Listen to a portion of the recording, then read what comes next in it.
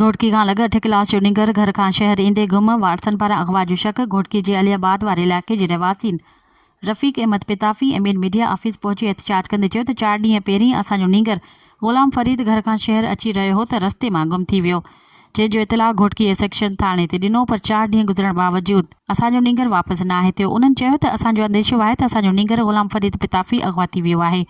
Ghotki police सिर्फ़ु ठला आसरा पई ॾिए, जंहिं करे असां सख़्तु परेशान आहियूं। हुननि चयो त असीं मुस्कीन आहियूं, मज़दूरी करे बचा पालियूं पिया। निंगर गुम थियण बाद संदसि पीउ अमर सख़्तु परेशान आहिनि। इन मौक़े ते निंगर जे वाटसन chief justice district and session जज घोटकी समेत एसएसपी घोटकी खे अपील कई त ख़ुदारा निंगर खे बाज़ियाब करायो वञे।